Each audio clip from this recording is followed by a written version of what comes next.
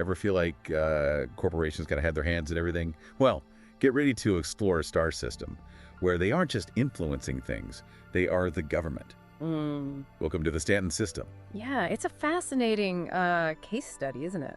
A whole solar system basically run by, well, the highest bidders. Makes you wonder what they got right. Or maybe very, very wrong. And you've come to the right place to unpack it all. The sources you sent over on this, really interesting stuff. You're clearly after more than just like the Wikipedia summary on this one. We're talking 3 super Earths, each with like their own corporate sponsor, a gas giant with breathable air, which is, I mean, talk about a head scratcher, and an asteroid belt, just like practically shimmering with resources. I mean, it's a lot.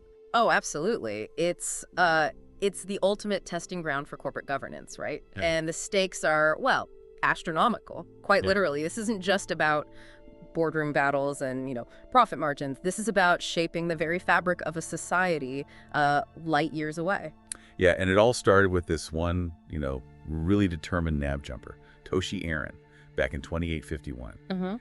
Imagine spending a decade searching for a new jump point, only to stumble on a whole solar system. Talk about finding a needle in a haystack. Except, well, the needle is a whole new solar system, and the haystack is, space. A discovery like that changes, well, everything. Yeah. Suddenly the UEE, who, let's be honest, they were still recovering from their own financial woes at that point, suddenly they find themselves holding the keys to, a potential gold mine. Yeah, except terraforming 3 super Earths.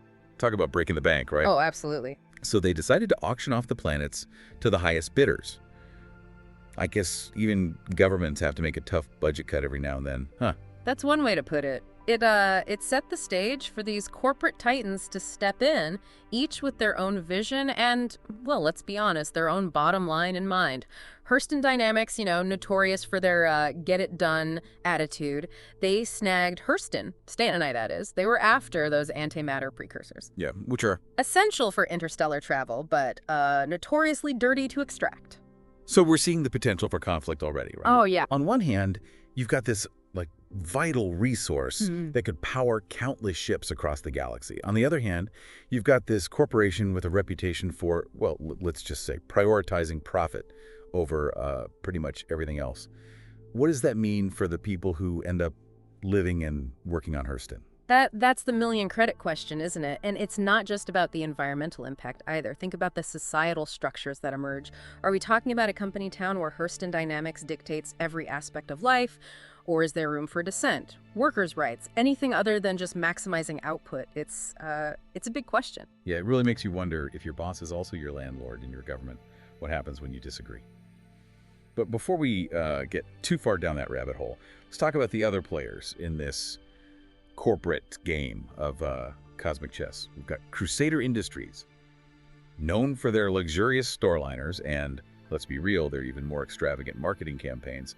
They won the bid for Crusader Stanton II, which already had these incredible shipyard platforms built into its, get this, breathable atmosphere, a holdover from the UE's, initial exploration. Can you imagine? Can you actually imagine living in a floating city? Suspended within the swirling clouds of a gas giant. It's kind of blows your mind.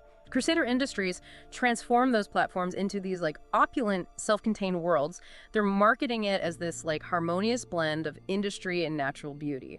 Yeah, knowing their flair for the dramatic, I bet it's quite the spectacle to behold. Yeah. But you got to wonder, behind the perfectly manicured gardens and the zero-gravity spas, what's it really like to live under the thumb of a corporation that's basically, well, they're selling a lifestyle, right?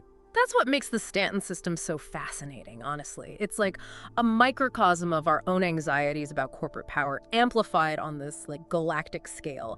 It forces us to ask, in the pursuit of progress and profit, what compromises are we willing to make, and who ultimately pays the price? Yeah. And let's not forget about ArcCorp, right? They snagged Stanton III. Yeah. But instead of terraforming the whole planet themselves, they kind of went the real estate mogul route. Yeah, they basically turned ArcCorp into this giant corporate co-working space, leased out sections to, a whole host of industries, created this melting pot of competition and collaboration. You've got ship manufacturers practically rubbing shoulders with pharmaceutical companies, tech startups trying to out-innovate each other. It's a tangled web of contracts and, well, let's be honest, cutthroat deals, all under the watchful eye of ArcCorp, of course. So it's less about like pushing one corporate identity on everyone and more about creating this ecosystem where, I mean, theoretically at least, anyone with a good idea and enough hustle can make it big. In theory, yeah. But let's not forget who ultimately benefits from all that hustle. It's a delicate balance, right?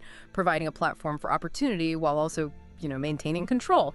It begs the question, who watches the watchmen? If ArcCorp is responsible for regulating this corporate free-for-all, who's holding them accountable? Good question. And then there's the kind of the wild card in all of this. Stanton IV, better known as Microtech. Now this is where things get really interesting because they took one look at this, like frozen wasteland, and saw opportunity. Not just any opportunity, they saw the perfect environment for their server farms, cold, remote, and teeming with those rare earth elements needed for all their tech.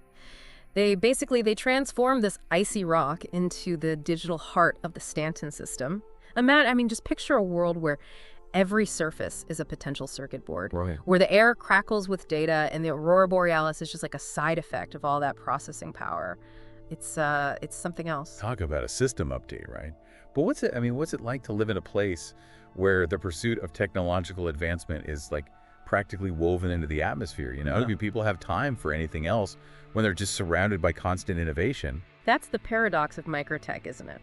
On one hand, they're pushing the boundaries of what's possible, right? Pioneering new technologies that could revolutionize everything from, medicine to communication.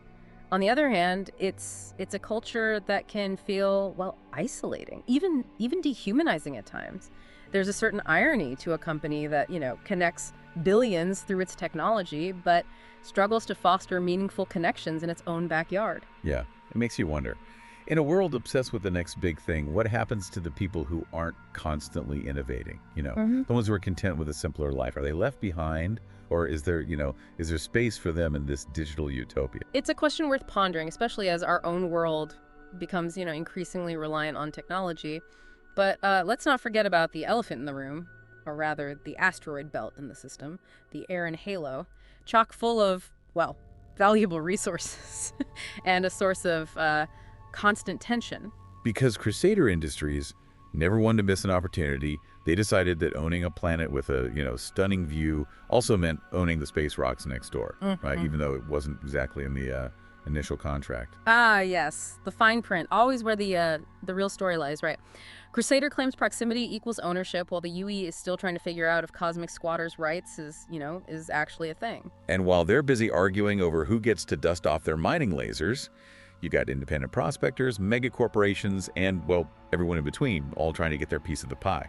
It's a recipe for chaos and, potentially for innovation. This kind of free-for-all, it can lead to, technological breakthroughs as each player tries to, outmaneuver the others. Think about the advancements in, mining technology, resource extraction, even security measures that could emerge from this, this scramble for the Aran Halo. Of course, those advancements, they always come at a price, don't they? Who's ensuring ethical mining practices, environmental protections, worker safety? When you've got, that many players operating outside of any traditional regulations. Precisely. And that's where things get really interesting. Does the UEE, step in and assert its authority, potentially sparking a conflict with these corporations that are, let's face it, used to getting their own way?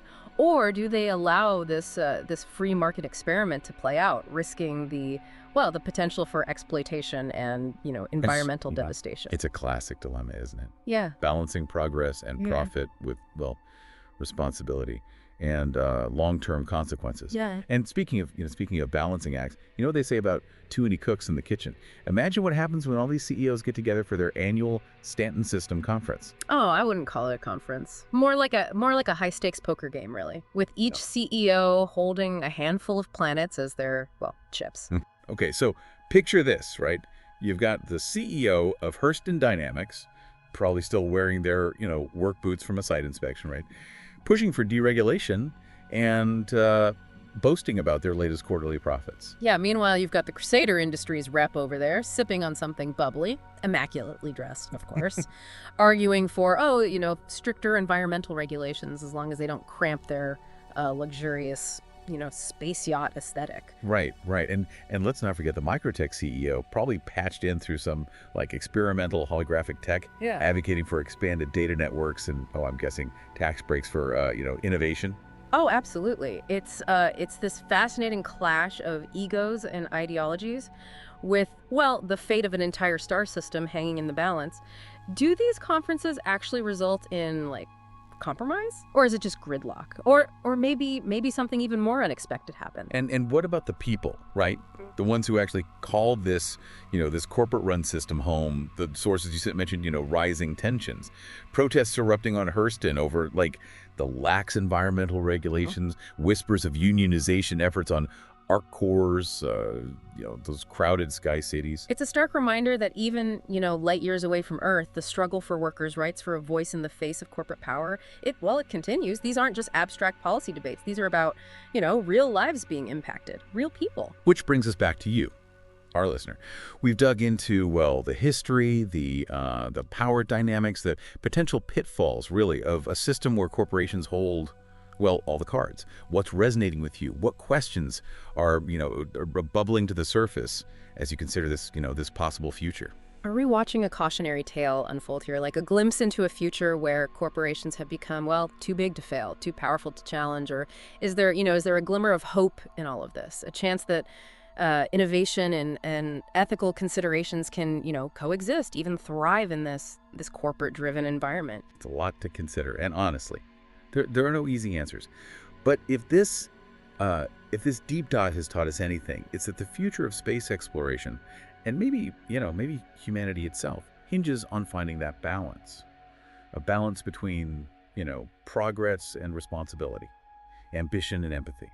The bottom line and, well, the well-being of every soul brave enough to venture, beyond the familiar. It reminds us that even in the vastness of space, the human element, it remains the most crucial factor. The choices we make, the values we prioritize, those are what will ultimately determine what kind of future we build, among the stars. So as you continue to explore the Stanton system through these sources and your own curiosity, keep asking those tough questions.